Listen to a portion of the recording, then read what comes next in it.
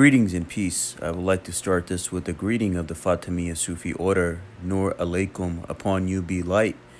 Bismillah, in the name of Allah. And assalamu alaikum, rahmatullahi wa barakatuhu. Peace be with you and yours.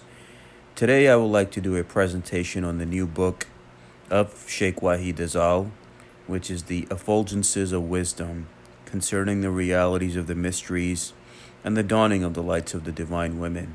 And I dedicate this to Shaykh Wahid Azal and the Noor FSO.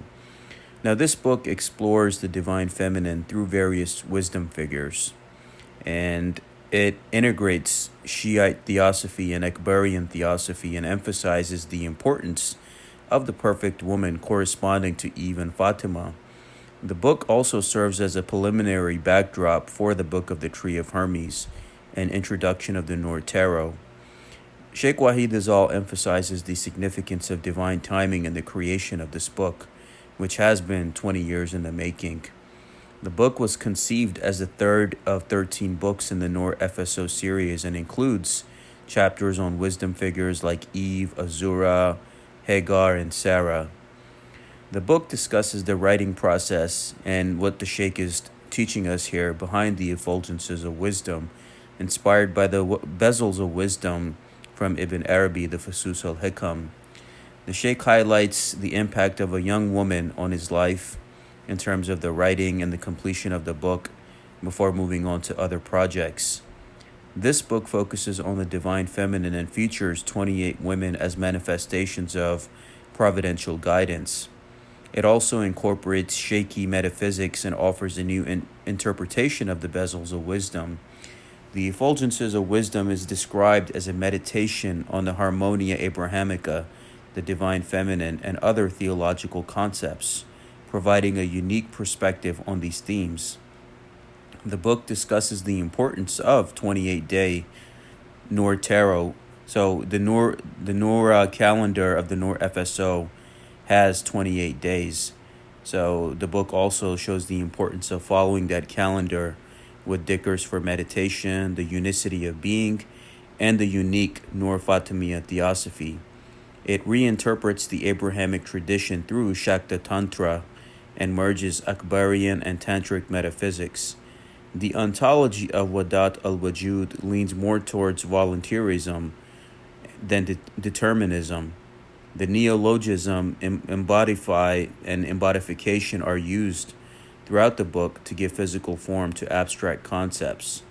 The book emphasizes the importance of the eternal woman and woman as universal matter and explores the implications of reversing hylomorphism. The book asserts that the contents have been revealed from above by the being called the Mother, Fatima al-Zahra, the Supreme Goddess. The book introduces a new concept called embodification to emphasize the process of making abstract ideas tangible. It is grounded in Islamic Neoplatonic metaphysics and self-disclosure. The neologism is not related to incarnationism, and the book details the chronological unfoldment from Eve to Fatima and explains how this concept relates to the divine feminine. And it discusses the progressive theophanic self-disclosure of the divine feminine and challenges traditional views of time as a fall from a golden origin. And the Sheikh claims also that this book will help us get back to that origin, as the Sheikh himself is she whom God shall make manifest as a living mirror of the Bayan. The book discusses the concept of a hidden treasure who will be known as a divine figure in the future, and it emphasizes the need for a matriarchal order to establish balance and liberation, and introduces letterism as a unique method of discourse. And if you've seen the latest talk that I did with Shaykh Wahid Azal, part 24, we talk about the same, how there needs to be a divine feminine leadership to begin the healing process for humanity. The book also highlights the correspondence between universal matter and being and questions causality within Wadat al-Wujud. The book discusses the limitation of Ibn Arabi's standard argument on the best of possible worlds, contrasting it with the Imami Hadith and the concept of the seven creative attributive imprints. It emphasizes the reliance on various spiritual sources in the book's composition and the unique approach to spiritual exegesis, challenging orthodox beliefs. The book also highlights the significance of key chapters such as Eve, Esther, Mary, and Fatima within the larger tapestry of the book. Additionally, it explains the use of poetry in the book and the challenges of translating mystical poetry while maintaining its essence and rhythm. And the Sheikh in this book presents a dynamic and holistic interpretation of truth through a blend of scriptures, esoteric wisdom, and personal insights. Ibn Arabi and others offer new salutation formula of may the light be upon him or her. And it's basically the Sheikh is teaching us this. And I encourage you to read this book for yourself, and I'll put the link in the description below where Shaykh Wahid has done a great service by offering this for free, and I'll put the link in the description below. The Sheikh encourages us to continue to fight Western neoliberal capitalist hegemony and establishment publishers and the Western academic ivory towers, and the fight of the Noor FSO and those that are Bayanis against the enemies and the Baha'is, and the eventual defeat of Zionism and the Western system as we know it. The Sheikh in this book discusses the potential discrediting of enemies and the collapse of corrupt establishments with the help of spiritual forces, invoking protection for the innocent. He also mentions projects related to translations and commentaries on various texts, highlighting issues with previous translations and the significance of a certain hadith. Additionally, the Sheikh touches on the influence of Shia scholars on Ibn Arabi's work and the importance of harmonious perspectives in religious studies, including references to Shaktiism and the Noor Tarot. And the Sheikh addresses Shaykhi metaphysics and the theophany of early Babism in relation to Wadat al-Wujud. The technical language of Bayanic writings in Akbarian, debates on being between Akbarians, Sadrians, and Shaykhis are largely semantic. Sethian Gnostics valued the feminine principle. Nature's design supports female superiority, and it's basically, even with a lot of the works that the Sheikh is translating also, it aims to preserve meaning in rhyme. Wikipedia system, as we addressed in the last podcast, is rigged and unreliable, controlled by corporate and state actors like the Baha'i Internet Agency. The book discusses the decline of Anglo-American neoliberalism, neoconservatism, and the fall of empire, predicting the failure of their ideologies.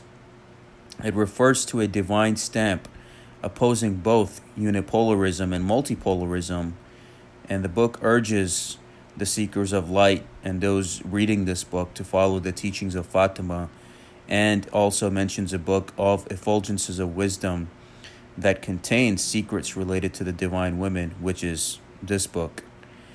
It emphasizes Fatima's importance in the role as the supreme word of God and a manifestation of God. And also the book in this book, the Sheikh shows that there are references to dreams, divine guidance, and the divine feminine, and a message of love for Fatima and the emphasis of her significance in the spiritual realm. And Fatima is that female deity, the true existence of God and the Creator. And also the importance of honoring women and finding her presence, the goddess's presence everywhere, is emphasized. And the Sheikh mentions the abrogation of Islam and the Sheikh himself being the appointed one, she whom God shall make manifest, the living mirror of the Bayan. The essence of the true religion is said to lie within her light, with love leading to her as the ultimate destination. And basically, Fatima and the hidden Imam and the importance of seeing this connection is emphasized here. And that seeing oneself directly is different from seeing oneself in a mirror, with a woman being described as the perfect mirror for God's self-disclosure to mankind. This concept is reflected in a passage about the vision of a thing itself being different from seeing oneself in something else, likening it to a woman as the mirror and the mirror as the woman. Ibn al-Farid discusses the primal woman, the first effusion of the truly real from the level of absolute being, which led to the creation of the cosmos. The universal existential mirror, right, reflects the truly real and its reflection, representing the relationship between cause and effect. This mirror plays a role in the differentiation and the existing of archetypal essences, right? This universal mirror of existence, leading to the creation of the cosmos. The process of emanation continues from pre-eternity to post-eternity, demonstrating the eternal existence of the cosmos. The cosmos proceeds from the truly real in a desire to be known to itself, highlighting the cyclical nature of creation and return to the truly real. It's like even what it's, the concept of God, Allah, right? A hidden treasure which wished to be known, hence why creation was made. And this is what the Sheikh is representing here in terms of the universal mirror of existence and how it's all a reflection of cause and effect here. The book discusses the concept of the universal woman, symbolized by Eve, as the primal mirror that precedes the creation of the cosmos and reflects the divine essence. The universal woman is seen as the archetype of the cosmos, with the universal man being its reflection. This cosmic order is depicted by a pentagram surrounded by a circle, symbolizing the hidden and manifest aspects of God. The book also emphasizes the ontological equality of Adam and Eve, with Eve being seen as the higher metaphysical archetype. Eve is portrayed as the illuminator and life giver to Adam, symbolizing the essential role of the feminine in creation. The book highlights the mystery of love as a preeminent force in the universe, linking it to the relationship between Fatima and the messenger of God. Omega is seen as the primary force in ontology, with complex webs of causality leading to effects coinciding with their causes. The Gnostic Apocryphon of John highlights this with the figure of Epinoia aiding Adam. The symbolic story of Eve being created from Adam's rib symbolizes her role as the cosmic mother. The concept of the universal mother is tied to the letters in Adam's name, revealing deeper mysteries. The womb is seen as a symbol of creation and the nurturing of spiritual beings.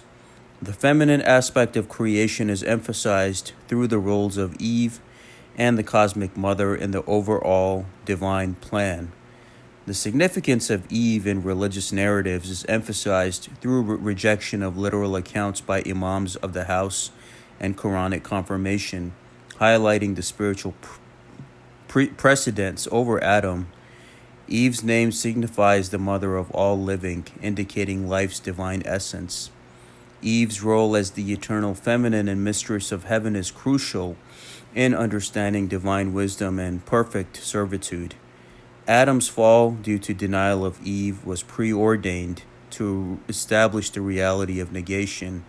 Ultimately, Eve leads Adam to enlightenment and realization of divine unity. Adam's doubt redeems him, and he recognizes Eve as the mirror of the divine speaker. His redemption was preordained to affirm the divine reality. Without the next soul consciousness, there is no path to salvation. Adam's fall and the redemption all occurred within him. The inner meaning of Eden refers to the divine name, the Restorer.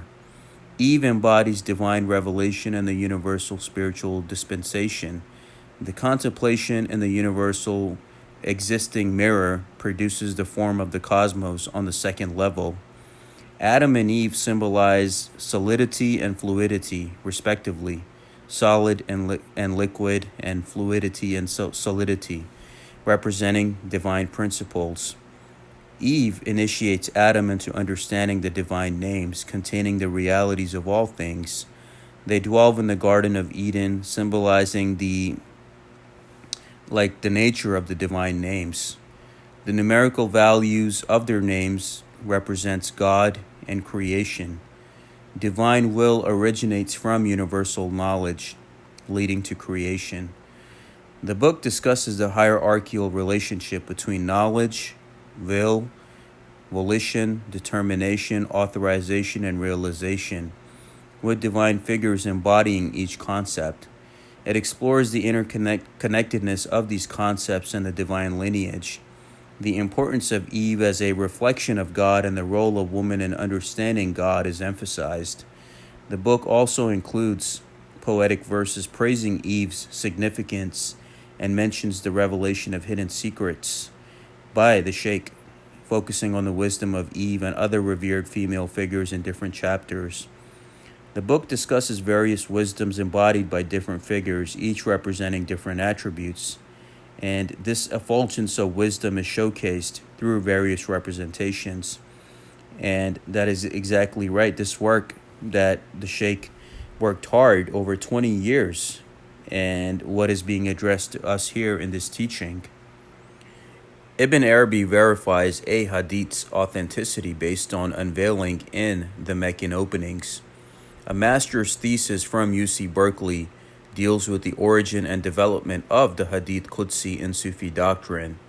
The Hadith began circulating around the time of Sufi Hakim al-Tirmidhi. Sheikh Ahmad al-Asai and others also consider it authentic. The Hadith's origins are linked to the seventh Imam, Musa al-Kazim. The book references various Quranic verses and discusses the significance of certain numbers in relation to theology. Ibn Arabi's interpretation of the Hadith is also examined by the Sheikh, along with his own academic studies that he reveals, along with the Bab's commentary on Adam's fall, and it shows the discussion on God's prerogative of revision and creation. By volition, colors and attributes are distinguished in their essences, while determination measured their sustenance and revealed their beginnings and ends. Authorization clarified their places and guided people, while execution explained their causes and revealed their affairs. This is the determination of the all-knowing. The name Azura relates to radiance and splendor, symbolizing light and luminance in connection to the divine covenant. Azura's role as the mirror to Seth embodies the manifestation of the Shekinah, representing the straight path of divine guidance. She is the proof of God and the essence of divine light, embodying rapturous love and removing boundaries between sacred and profane. Azura's radiance reveals hidden truths and guides the faithful towards purity and enlightenment.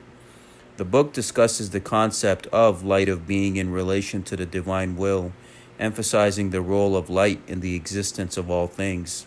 It explains how light manifests in different forms, such as potentiality and actuality, reflecting the essence of God. The book also delves into the idea of light, seeking to know itself through creation and the importance of light in guiding and defining existence.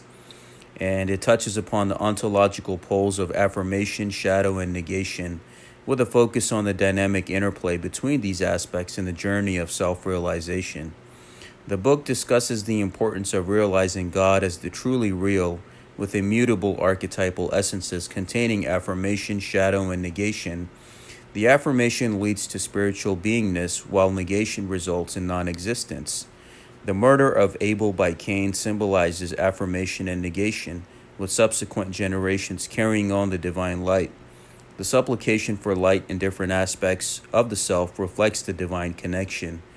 Manifestations emphasize the understanding of light and its divine nature for spiritual growth. The book discusses the day of manifesting of she whom God shall make manifest, where the light of the heavens and the earth pulsate with power, majesty, and beauty. It describes the encounter with the Supreme Mistress as a profound and blessed experience, and it emphasizes the guidance and elevation to the light by God. And of course, she whom God shall make manifest is our Shaykh Wahid Azal, the living mirror of the Bayan. The book praises God with various attributes of light and beneficence. It emphasizes the power of God's mercy and grace, asking for sustenance and guidance. The Sheikh reflects on the unity and power of God's knowledge and will, highlighting the importance of understanding the divine will as the first emanation from God's essence. And it encourages the seeker and the reader of the book to recognize the unity and indivisibility of the divine will and the transcendent nature of God's essence. Verifiers among the folk have held the plane of the divine will as the origins of names and attributes. Creation emerged through the will, reflecting the Muhammadan reality. The divine volition, intricately linked to the will, brings individuality, and self-determination manifests divine determination. Divine authorization establishes destinies. Divine realization confirms and executes determinations. The appointed time is predetermined by divine determination, organizing space and time accordingly. God's presence is seen in the unfolding of events, with each entity having an appointed time determined by divine knowledge and volition. This time marks the transition from potential existence to concrete reality, guided by divine authorization. The divine book encompasses all things with precise order, reflecting God's ultimate will. Hagar's name signifies the alteration of the divine plan, leading to the fulfillment of prophecies through her lineage. The complexity of terminology around the 7 creative attributive imprints can lead to misunderstandings, as seen in the writings of mystics and theosophers. The alteration of the divine plan at the level of divine authorization signifies a higher spiritual truth. God's wisdom is reflected in the divine order and the meticulous governance of the cosmos. The book discusses the significance of Hagar and Sarah in relation to wisdom and power in the life of Ibrahim. It emphasizes how these attributes are interconnected and embodied in the wives of the patriarch. The acrostic analysis of Sarah's home and name in Hebrew and Arabic highlights her role as a vessel for God's power and guidance. Sarah represents the constant and perpetual flow of God's power in creation, symbolized by the different realms and attributes associated with each letter of her name. And the book, in this part, as it goes over the different women's, explores the deep spiritual meanings associated with the characters and concepts which it highlights. And the concepts are praise, testifications, and magnification of being, highlighting the significance of the theophanic praise of Fatima.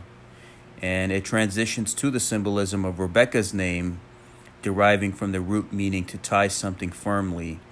And the book dwells into the gematria and significance of the name Rebecca, connecting it to the divine name, the seer, and sustenance. The passage in Genesis 24:67 is interpreted as an initiatic symbol of the conjunction between the Gnostic's heart and the feminine presence of the All-High. And it explores the alchemical concept of the philosophical incest between mother and son, symbolizing a return to the light of being and the journey towards completeness through the Supreme Mother's guidance. The Sheikh discusses the concept of knowledge in relation to God and the divine will, emphasizing that God knows the realities of things as they truly are, and when they say Allah knows best. The individuated self-determination of any equity occurs based on what has already been in the mind of God. The book also delves into the mystery of the knowledge of Rebecca through the death of Sarah, and highlights the spiritual aspects of existence and resurrection. The goal is to understand God within oneself and recognize the divine in all things. The book discusses the concept of holiness and the journey towards attaining it through striving and struggle, and it highlights the significance of holiness in the divine essence and its relation to the Shekinah. And the symbolism of numbers and letters in understanding the essence of holiness and its manifestation is also needed, and the book delves into that. The importance of the name, the Holy, in relation to other divine names is emphasized by the Sheikh. And holiness is a mark of annihilation, fana, in God, and is attained towards the end of the spiritual journey.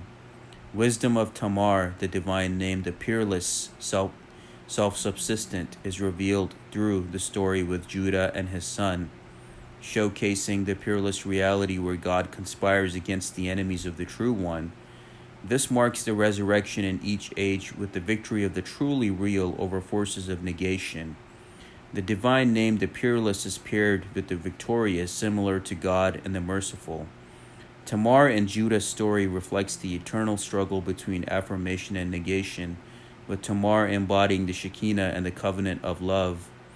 Judah's betrayal and Tamar's divine plan showcase the triumph of the real over the false. Tamar, as a symbol of the sacred prostitute, represents the eternal goddess in various forms. Their tale emphasizes the unbreakable covenant of love between heaven and earth, first established in pre-eternity. The story serves as a reminder of the ultimate fulfillment of this covenant on the day of resurrection through the recognition of the true manifestation of reality. The story of Tamar shows the manifestation of God in the day of resurrection, symbolized by the tree of reality. Tamar's name means date palm in Hebrew, linking her to ancient fertility goddesses. Despite attempts to sabotage, God's covenant will prevail over negativity and deserves praise as the most peerless. The book discusses the symbolism and significance of Tamar and Zuleika in religious texts. It delves into their roles in the Old Testament and the Quran, emphasizing their importance and mystique. This exploration leads to a deeper understanding of the divine love, initiation, and the transcendence of dualistic boundaries. The book also highlights the need to regulate social conventions and laws in the context of human ethics and morality. And the book suggests that true manifestation of divine love surpasses all boundaries and limitations, leading to a profound spiritual awakening. The story of Zuleika and Yusuf, is often misunderstood. Divine laws guide us with the truth and love, transcending boundaries in the realm of spirit. Yusuf's encounter with Zuleika reveals the self-disclosure of the divine beauty. The choice to approach the divine presence freely is emphasized in the book, and Joseph's fear and rejection of Zuleika's advances stem from his incomplete understanding of the divine encounter. The jealousy of others and societal imprisonment further veiled Joseph from the supreme presence. The end of prophethood with Muhammad signifies the need to move beyond dualistic perceptions. The establishment of mirrorhood aims to rectify humanity's consciousness. Law reification in Abrahamic traditions create sharp epistemic dualisms in society. Reification of sacred law veils the fluidity of things, leading to adultery, shirk, and a lack of tawheed in Abrahamic traditions. The story of Zuleika and Joseph illustrates a tantric initiation, or tantra, emphasizing the importance of uniting matter with spirit. The role of women exemplified through Mary, highlights the divine magnanimity present in women's hearts. Through these narratives, the essence of divine law and human spirituality is explored. Now, Miriam is seen as a beloved and exalted leader and a prophetess among the Israelites. Her name can be interpreted as a meaning beloved or exalted, with connections to Egyptian and Akkadian words. She embodies the divine name Al-Latif, meaning the magnanimous and the subtle, showing God's compassion and mercy in hidden ways. Through her actions, she exemplifies kindness, grace, and protection, especially in moments of danger and hardship. Miriam's role in protecting Moses and standing against Pharaoh's oppression highlights her divine qualities and her significance in Israelite history. As the manifestation of the divine name Al-Kahar, Asiya's wisdom triumphed as the victorious and wrathful, aligning with her role in protecting Moses and standing against the Pharaoh. Contrary to male-dominated texts, a woman's curse, when focused, holds immense power. The wisdom of Asiya represents the power of prayer and alignment with divine command. Asiya's prayer for liberation from Pharaoh symbolized freedom from outer and inner oppression. The name Al-Kahar embodies victory and freedom for believers and wrath for oppressors. Subi Azal's supplications for protection against enemies from his clan was answered by the divine through various means, showcasing the power of God's response to prayers. God does respond to your prayers. The divine light of the Bayan continued to grow despite opposition, highlighting the ultimate triumph of faith over tyranny and oppression. Asia's power and divine protection are demonstrated as she overcame enemies and liberates the oppressed. The chosen ones rely on the names and attributes of God for strength and victory. Women are seen as closer to the divine principle and have the power to challenge patriarchal oppression. Historical examples, such as the Israelites overcoming Pharaoh, illustrate the power of the divine feminine. And the Sheikh shows the importance of maintaining balance and justice in spiritual warfare. Women of Iran are associated with the divine nature of victory. The Sheikh discusses the epistle of power in the context of Shaykh Azal's writing in the late Edirne period. The effulgence of beneficence in the wisdom of Zipporah symbolizes the universal nature as a bird, rooted in all domains of being and divine volition. The universal nature is portrayed as the universal face of God and the multiplicity of creation. Maya Shakti represents the domain where all phenomenal dualism and duality emerge. Contraries and oppositions arise from this plane, showcasing the manifestations of the divine names and attributes. Universal nature is described as a beneficent force, bestowing life on all things. The significance of the number 3 in completing and perfecting synthesis is highlighted in the context of Zipporah, Moses' wife and a manifestation of divine guidance. Who Zipporah is. Zipporah's role as a nurturing figure is symbolized by her meaning, bird, reflecting grace and spirit. The concept of triplicity is explored as a key to understanding duality and oppositions in the universal nature, emphasizing the unity of existence and the beneficent nature of all creation. Essentially, Zipporah embodies the universal nature guiding Moses in his prophetic mission. The book highlights the importance of equity as reflecting justice with examples from the wisdom of Deborah. Deborah, a prophetess and first true ruler of Israel, embodies the Shekinah. Her name, meaning bee, signifies communication of divine wisdom. Justice is presented as the active principle, while equity is the receptacle. Universal matter and form emanate from the universal soul, and the idea that equity operates as an active principle, reflecting God's equality and God's justice of equity. Justice can be understood as both an intelligible and actual concept, whereas equity requires justice to exist. The divine names and attributes follow a similar pattern. The book discusses the significance of justice and equity in the context of divine names and attributes, and it also mentions specific historical figures like Zainab and Yael, highlighting their roles in upholding justice and sovereignty. These women are seen as manifestations of divine sovereignty through their actions and bravery in the face of oppression. The book delves into the deeper meanings of sovereignty and God's role in bestowing and taking away sovereignty based on his will. The significance of providential guidance as a form of sovereignty is examined by the Sheikh. God's symbolized, strength and beauty harmonized. In Kabbalah, she represents spiritual ascent to higher tents. Balancing mercy and might, she climbs towards divine light. To ancient goddesses she's tied, fertility and nature personified. Purity and sacrifice she brings, symbol of divine offerings. Through Ibex, Yael's power shown as she stands divine and alone. The book discusses the story of Jephthah's daughter, Selah, in Judges 11, where she urges her father to keep the vow to offer her as a sacrifice to God. This story is seen as symbolic and not literal, representing the soul's sacrifice in the path to victory over the self through initiatic practices. The manifestation of truth is revealed in signs in the horizons and within oneself, leading to realization of the Lord of the worlds.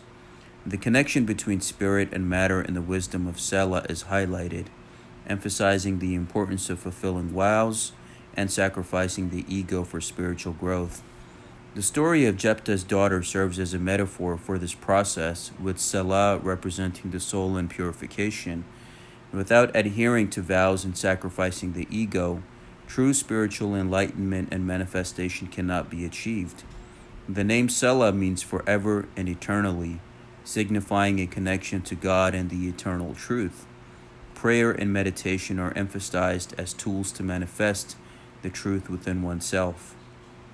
The book discusses the hidden wisdom in the story of Delilah and Samson, emphasizing that Delilah represents the manifestation of God's hidden face and the embodiment of divine test. It tells a story of a fallen woman in Isfahan seeking forgiveness for her sins, illustrating the sincerity of her heart. The book explores the meaning of Delilah's name, reflecting on her dual attributes of weakening and captivating. And it highlights the divine essence within women and the hidden guidance they offer. This wisdom is seen as a reflection of the eternal woman and the manifestation of God's essence. Delilah in Arabic is associated with the root of Dalil and has a numerical value of 79, while God is the most hidden, has a value of 128. The difference of 49 between them corresponds to Al-Hay, the living. A theurgical operation was prompted by Delilah, leading to a completion in 128 days. Signs in the Secrets of Dhikr unveil deep wisdom and connection to spirituality, emphasizing the importance of seeking hidden truths, as it's taught by the Sheikh here. The book discusses the significance of invoking God and the relationship between invocation and divine presence. It explores the story of Bathsheba and Solomon, highlighting Bathsheba's role as the manifestation of the Shekinah and the significance of her connection to Solomon. The book dwells into the allegorical interpretation of Bathsheba's story and emphasizes the transformative power of proper intention and invocation. Through Bathsheba's story, the book conveys the message of invoking God for inner transformation. The symbol in the book becomes the journey in the path of the wayfarer with the greatest name, with the symbol of the greatest name, invoking God's own symbol within every language, guiding dreams and protection from wrath. The constant invocation of names on the path leads to realization of the prophet's words on the true believer's intuitive perception and overview. And also the concept of forgiveness. What we're seeing here, even with Solomon, he requested forgiveness and dominion beyond reach, realizing the reign of love's purity and the wisdom exemplified by Sheba. Love and wisdom are highlighted in the story of Sheba and Solomon from the Quran. Sheba's pure love for Solomon was evident before they even met, symbolizing the perfect union of love and wisdom. Their spiritual worship was a reflection of their deep connection to the divine. The story showcases the eternal nature of true love and the transcendence of time and space.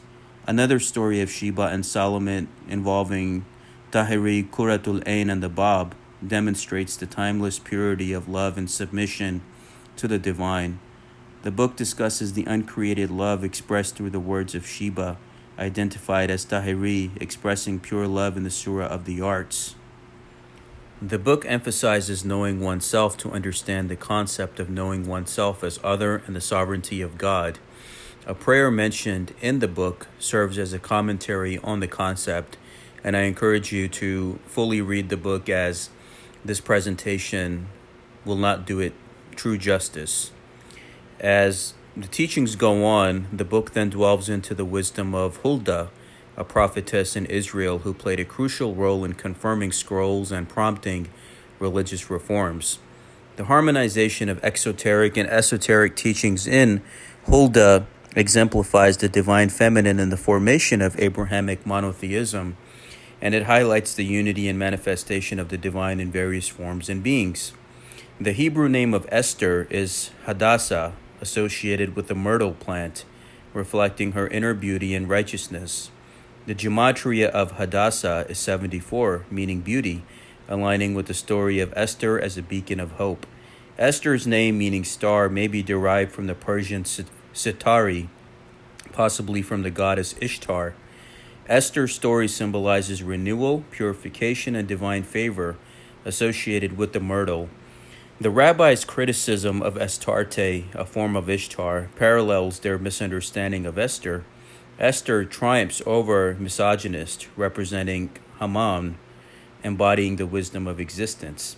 In the Meccan openings, the concept of being is explored, emphasizing God's existence and the non-existence of essences. Background on ontological positions is also discussed by the Sheikh, which highlights the complexity of defining being. Language is seen as a conduit for understanding being, with active imagination as a metaphorical house for manifestation of being. Dependencies and relations in creation are explored, emphasizing the interconnectedness of entities in the universe. The book discusses the concept of hierarchy and the existence of God. It breaks down existence into three elements: reality, limit, and essence. It emphasizes the importance of the primal will in manifesting all things.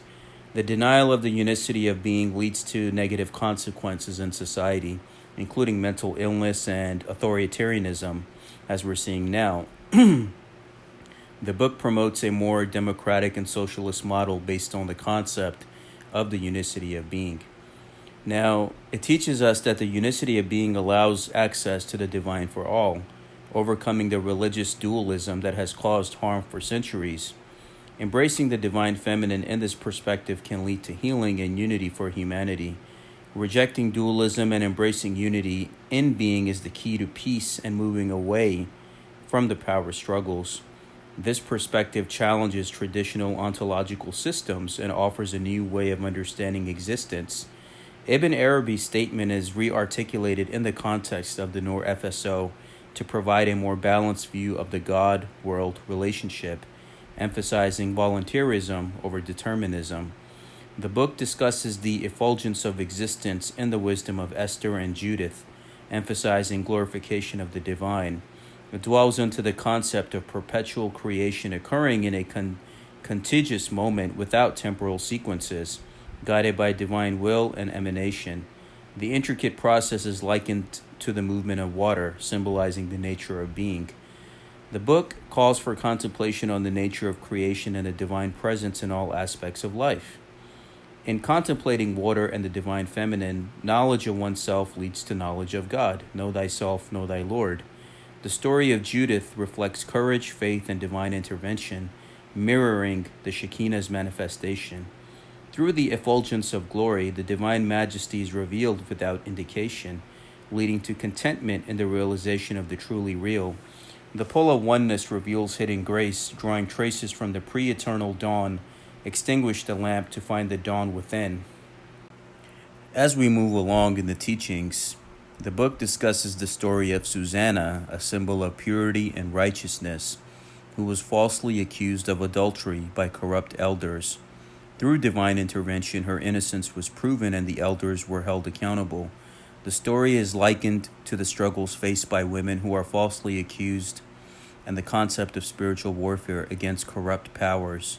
The importance of invoking divine names and engaging in occult practices for protection and justification is emphasized by the Sheikh. Through dedication to spiritual practice and attentiveness to signs, one can attain union with the divine, and the power of divine intervention and justice prevails over corruption. The book emphasizes the beauty and wisdom of Elizabeth, whose name signifies abundance and sevenfold God. She is portrayed as a figure of divine grace and majesty, closely connected to sacred narratives. The narrative dwells into the significance of her name and its numerical values, highlighting a mystical connection to the divine.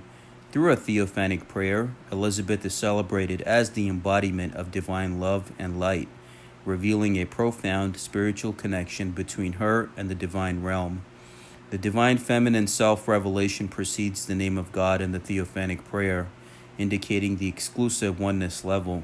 It manifests 5 divine qualities as a Pant-alpha geometric form. The union of Elizabeth and Zechariah led to the miraculous birth of John the Baptist, paving the way for Jesus.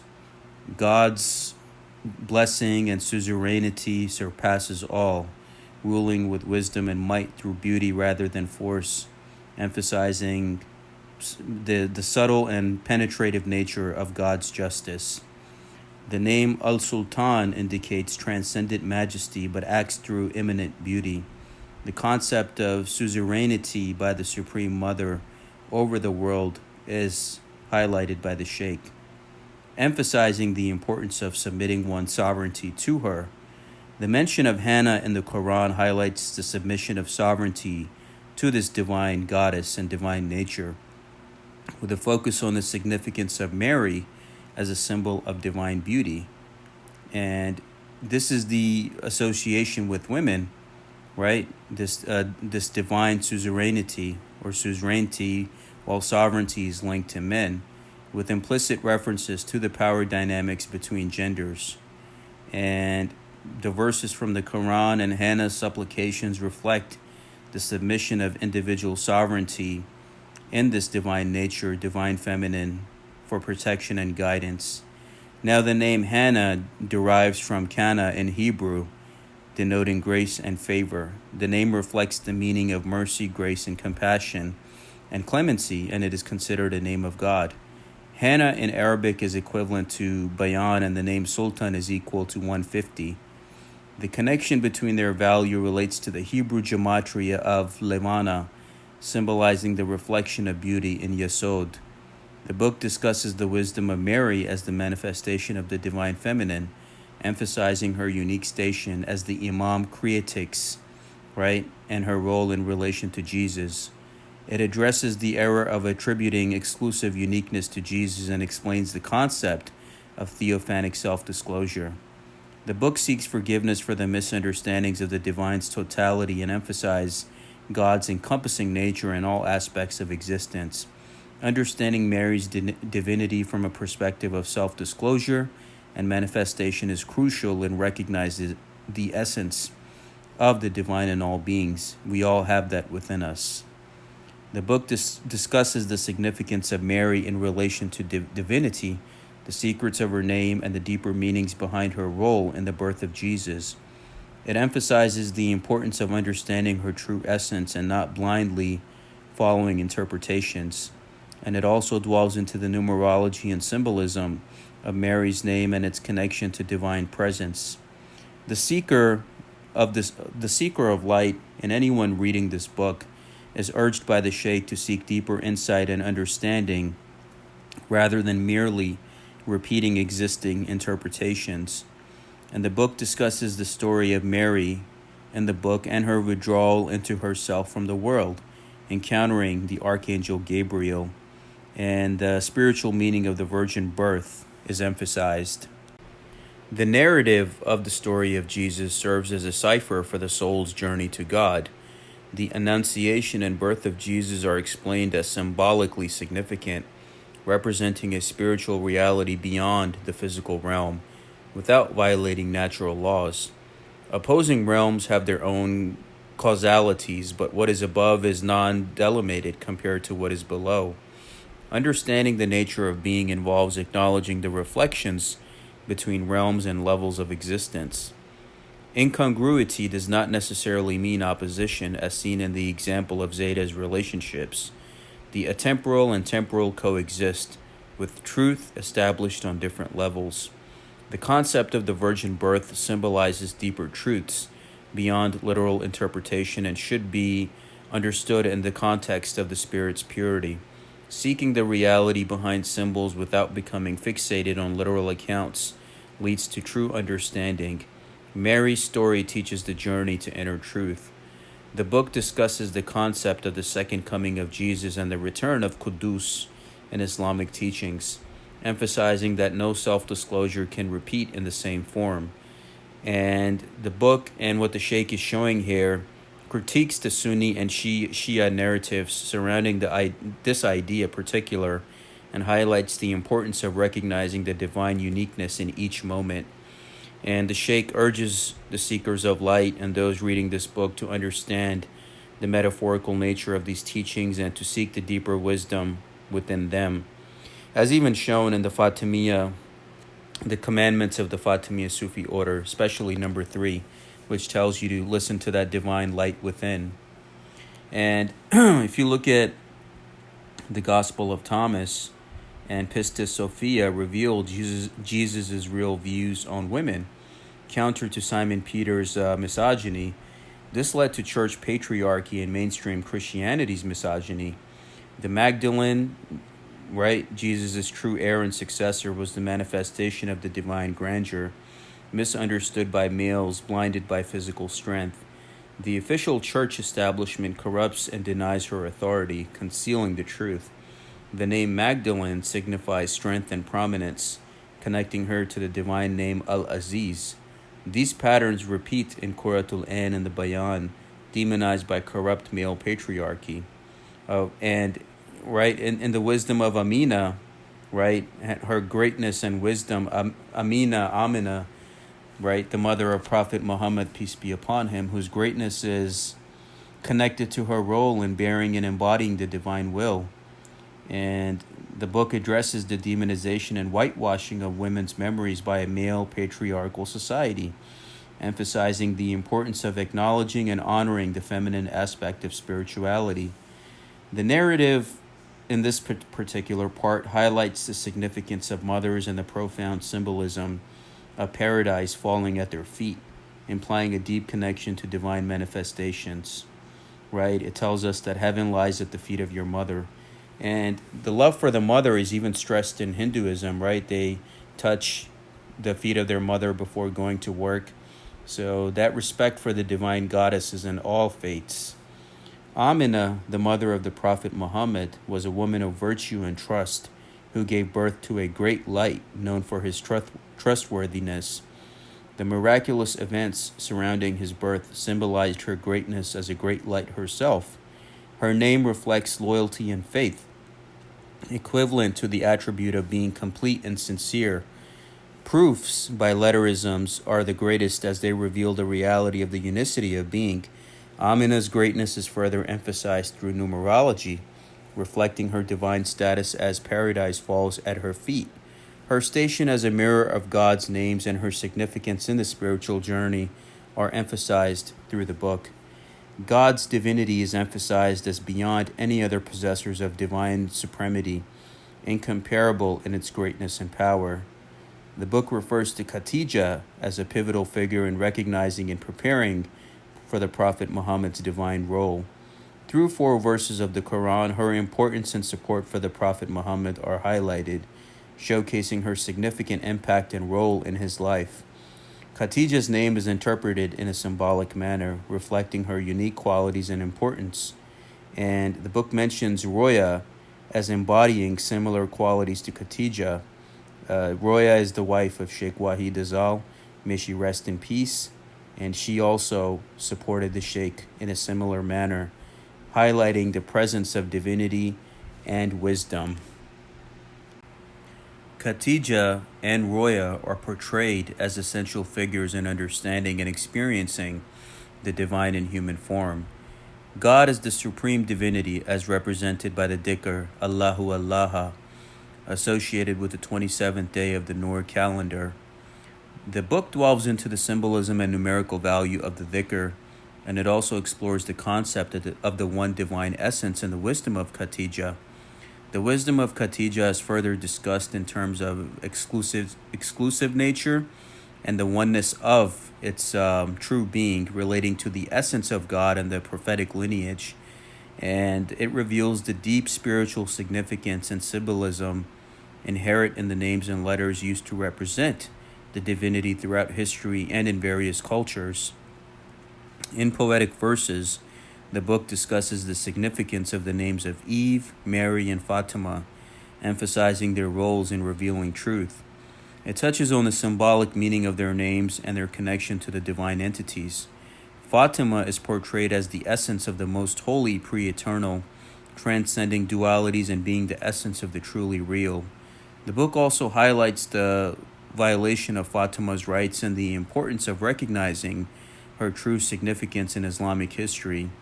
And the Sheikh stresses a call to understand the deeper symbolic meanings behind the names and roles of these women in religious contexts. The book discusses the concept of exclusive oneness in relation to the wisdom of Fatima, emphasizing the dual sense of the masculine pronoun huwa. It explores the level of inclusive unity and exclusive oneness, highlighting the continuous unfoldment of the divine essence. And it touches on the idea of God being everlasting, clarifying that the divine does not beget or is begotten in a conventional sense, as even shown in Surah Al-Ikhlas. There is a comparison made between the divine unfoldment and the beginning process in creatures, cautioning against misunderstanding the nature of divine self-disclosure. And the Sheikh connects the concept of exclusive oneness to Fatima and manifestation of God through her. And it calls for individuals, the Sheikh is calling for individuals to seek deeper understanding and discernment to avoid denying the truth. Further, the emphasis is there to understanding the cause, movement, and influence of all things through acknowledging the truth in both the seen and unseen realms. And the Sheikh discusses the exclusive oneness of God and the significance of the East and West in relation to spiritual and material worlds. The presence of God is highlighted in all aspects of existence, guiding believers and non-believers alike. The concept of Fatima as the manifestation of God's face is there and needs to be explored, emphasizing the unity and uniqueness of God. And the Sheikh emphasizes the omnipresence of God and the importance of self-awareness in recognizing the divine in all things that are there. Now, the Sheikh and the book itself explores the concept of exclusive oneness through various meanings and symbols, emphasizing the unity and presence of God in all aspects of life. It delves into the significance of East and West, duality, and the presence of God in every form, and the importance of the 5 expressions of glorification and their connection to different levels of divine presence. And the oneness of God and the importance of recognizing this unity is very important on this journey, right? And towards the end, the gematria and the mystical and symbolic meanings, whether it's for Fatima or the Mahdi or all of these beings in between, must be explored, studied, and put together to see the unity of God and all of this stuff that is there teaching us and guiding us. And that is what the Sheikh is teaching us here as well. As we wrap this up, what are the main things that the Sheikh is teaching us here? The universal woman, which symbolizes the cosmic order, embodies the interconnectedness of all entities in the universe. Whether you look at the stories of the ancient Sumerians, right, the ancient Hindus, all of these ancient civilizations, it all starts with the primordial mother goddess who gave birth to all existence. And that's what it's highlighted here as well. Embracing the divine feminine leads to healing and unity, promotes a balanced and harmonious existence. And you have to reject dualism, which is essential for peace, and move away from power struggles, challenging the traditional ontological systems, which will offer you a new perspective on existence. I hope you were able to benefit from this presentation. I'll place the link in the description below where you can get this book. And this is a great service to humanity that Shaykh Wahid Azal has done. I dedicate this to him and the Noor FSO. I thank you for watching. And again, my videos are for education, information, nonprofit, and entertainment purposes. If any questions or comments, please email me at salmansheikh911@gmail.com. All images used were retrieved from public domain searches and are the rightful property of the respective owners. The images used in this video are for the purpose of nonprofit awareness and education, which is protected by the copyright laws of fair use, education purpose. All my videos are for nonprofit and education purposes. Thank you. All rights reserved.